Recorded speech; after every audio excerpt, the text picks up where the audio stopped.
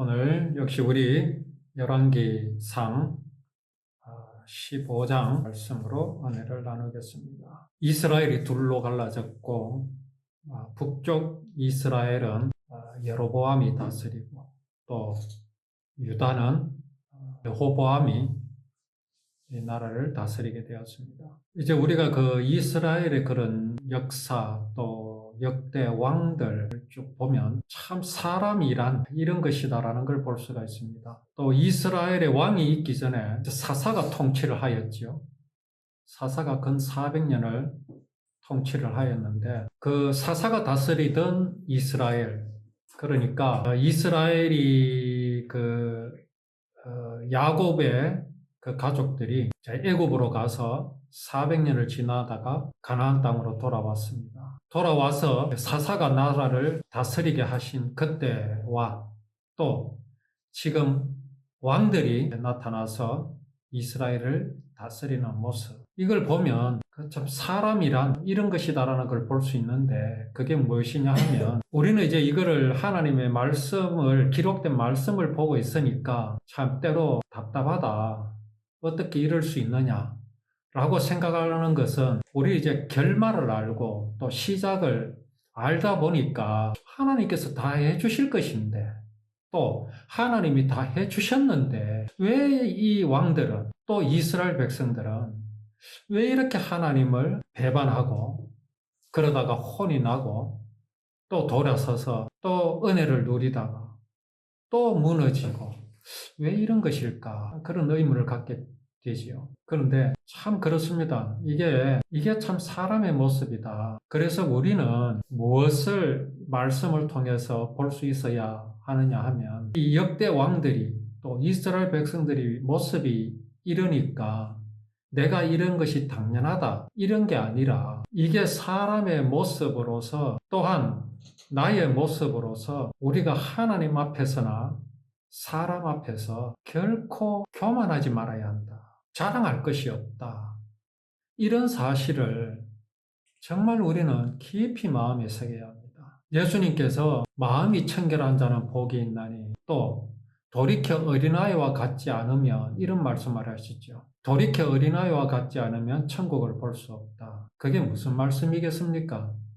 어린아이는 착하고 죄를 짓지 않아서 그렇습니까? 그렇지 않습니다. 어린아이들은 이제 누가 가르쳐 주거나 인도를 하게 되면 이제 머리가 굵어질 대로 굵어진 어른들보다 잘 받아들이고 잘 따른다라는, 그걸 말씀하시는 겁니다. 또 한 가지는 뭐냐?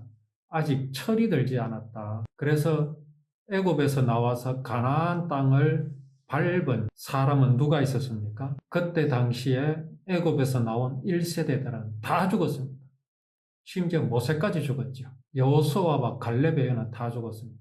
그런데 애굽에서 나온 사람들 중에 그때 어린아이였던 사람들, 그 사람들은 그러니까 만 한 40세, 45세 정도 되는 그런 사람들은 다 가나안 땅으로 들어갔지요. 왜 이 말씀을 우리가 나누겠습니까?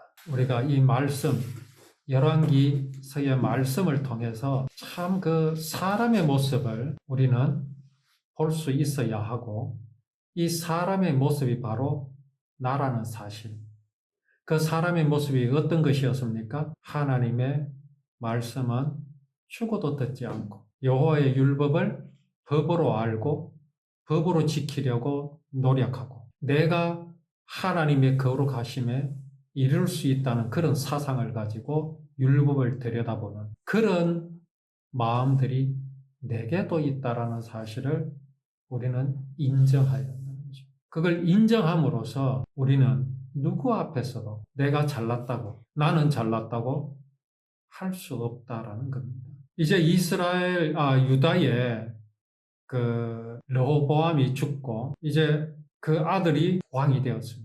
근데 그 아들이 왕이 되었는데 어떻게 했습니까? 아버지의 뒤를 따라서 그렇게 살아갔습니다. 아비암이었죠, 아비암. 이제 아비암이 죽고 그를 이어서 아사가 왕이 되었습니다. 아사는 아직 그 북쪽 이스라엘을 다스리는 여로보암이 아직 살아있을 때입니다. 여로보암이 왕이 된 지 20년 때에 이스라엘은 아사가 왕이 되었습니다. 3대째지요. 그가 41년 동안 유다를 다스렸는데 성경에 기록하시기를 아사가 그의 조상 다윗과 같이 여호와 하나님 보시기에 정직하게 행하였다라고 말씀하십니다. 자, 우리가 여기에서 여호와 보시기에 정직하게 행하였다라고 하면 우리는 어떤 느낌을 받습니까? 참 착하고 타에 모범되게 그렇게 살았다. 그런 생각이 들지 않습니까? 근데 이건 그렇게 우리가 해석을 하게 되면 이건 심각한 오류입니다. 물론 그렇게 살았겠지요. 아닐 수도 있습니다. 중요한 건 뭐냐 하면 여호와 보시기에라는 겁니다. 누가 보기에? 사람이 보기에가 아니라 하나님이 보시기에 정직하게 행하였다. 자, 오늘날 교회는 이러한 말씀을 두고 교인들을 향하여 어떻게 살아야 할 것을 가르칩니다. 어떻게 살아라고 하겠습니까? 정직하게 살아라. 그 정직함은 어떤 것이겠습니까? 율법을 잘 지키면 그게 정직하게 사는 것이다. 라는 결론에 도달하게 되죠. 그러면 율법을 잘 지키는 것은 또 무엇입니까? 안식일도 잘 지키고 교회 생활도 잘하고 믿음 생활 잘하고 이런 것으로 말을 하게 되죠. 그렇게 되면 어떤 오류에 빠지게 되겠습니까? 그게 곧 구원받는 비결이 되어버립니다. 말로는 예수님의 십자가, 예수님의 보혈을 이야기하지만 결국은 여호와 보시기에 정직하게 행하는 것이 과연 무엇인지 모르게 될 때에는 십자가도 예수님의 보혈도 아무 의미가 없게 되어버립니다. 자, 그러면 아사가 조상 다윗과 같이 여호와 보시기에 정직하게 행한 삶은 어떤 삶이겠습니까? 그것이 바로 다윗의 고백에 나와 있지 않습니까? 여호와의 율법을 즐거워하고 그 율법을 주야로 묵상하는 삶입니다.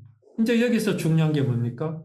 율법이 무엇인지 알아야 됩니다. 하나님께서 율법을 주신 목적이 무엇인지를 알아야 그 율법을 즐거워할 수 있고 묵상할 수 있지요. 저는 항상 의문이었습니다. 정말 율법은 들여다 볼 때마다 답답하고 정말 이 방법으로는 도저히 구원을 받을 수 없는데 어떻게 다윗 왕은 이런 율법을 이렇게 답답하고 꽉 막힌 율법을 보고 즐거워할 수 있었을까? 그리고 그 율법을 주야로 묵상할 수 있었을까? 또 뭐라고 말합니까? 여호와의 말씀은요, 꿀과 송이꿀보다 더 달다고 그렇게 고백했습니다. 어떻게 그럴 수 있습니까? 오늘 대한민국 사람들은 다 법을 지키며 살아가려고 노력합니다. 그렇지요? 근데 누구에게나 물어보십시오. 대한민국의 그 헌법이 너무나 즐겁고 읽으면 읽을수록 꿀같이 달콤하고 주야로 묵상하는 그런 것이 되는지를 말입니다. 그런데 어떻게 다윗은 그렇게 할 수 있었을까요? 다윗의 비결이 무엇이었을까요? 그래서 해답은 무엇입니까? 율법은 법이 아니라 언약이다. 약속이라는 것을 다윗은 알았기 때문입니다. 이렇게 율법을 법이 아니라 언약으로 아는 왕이 유다 왕 중에서는 다윗과 지금 아사입니다. 물론 이후에도 그렇게 다윗의 그 믿음을 따르는 왕들이 이후에 또 나타나게 됩니다. 그런데 오늘 아사가 그랬습니다. 아사가 하나님 보시기에 정직했던 것은 하나님의 여호와의 율법을 하나님께서 장차 유대 땅을 통해서 유다 나라를 통해서 이루실 것이라는 그 믿음, 그 구원을 믿었던 것이 하나님 보시기에 정직하였던 겁니다. 이거를 우리는 분명히 알아야 합니다. 이게 분명하지 않으면 구원이 따로가 되고요. 율법이 따로가 됩니다. 구원과 율법은요. 절대 분리될 수가 없습니다. 이제 감히 말씀드릴 수 있습니다. 우리는요. 오늘날도 율법을 지켜야 합니다. 율법은요. 영원한 것입니다. 예수님이 율법을 폐하셨습니까? 아닙니다. 완성하셨습니다. 완성. 그 완성이 무엇입니까? 율법은 약속이잖아요.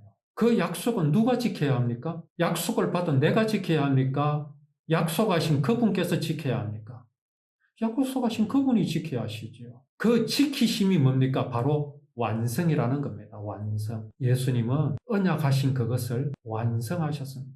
다 이루셨습니다. 이제 우리는 율법을 어떻게 지켜야 할까요? 완성하신 예수 그리스도를 믿는 겁니다. 나는 하나님을 미워했습니다. 그렇죠? 원수같이 대했습니다. 배반했습니다. 그런데 하나님께서는 당신을 미워하는 자에게로 달려오셨죠. 어떻게 달려오셨습니까? 사람의 몸을 입고 이 땅에 친히 내려오셨잖아요. 그리고 우리에게 있는 그 사망의 멍에를, 그 짐을 당신께서 대신 지셨습니다. 모세를 통하여 주신 그 율법을 예수님께서 다 지키신 겁니다. 약속하신 것을 다 이루셨습니다. 이거 믿는 것을 뭐라고 말합니까? 율법을 지키는 것이라 하는 겁니다. 그래서 율법은요, 영원한 것입니다. 우리는 천국 가서도 율법을 지킵니다. 저는 이제 그 말을 하기 싫습니다. 율법에 제사에 관한 법률은 예수님께서 다 이루셨고 나머지 사람과 관계되는 것은 우리가 지켜야 한다. 안 그렇습니다. 율법은 그렇게 분리될 수 없습니다. 모든 율법은 다 언약입니다. 다 언약입니다. 이웃을 사랑하고 원수를 용서하고 사랑하고 해야지요. 그러나 그것은요, 율법이 없어도 다 알고 있는 겁니다. 그렇지 않습니까? 사람에게는 뭐가 있습니까? 양심이란 게 있죠. 그 양심이 어디에서 왔습니까? 하나님께로부터 훔쳐낸 겁니다.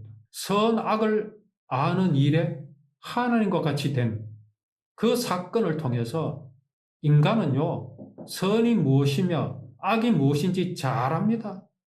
그 경지가요, 무려 하나님의 경지에 이르러 있습니다. 그래서요, 원수를 사랑해야 되는 거 잘 압니다.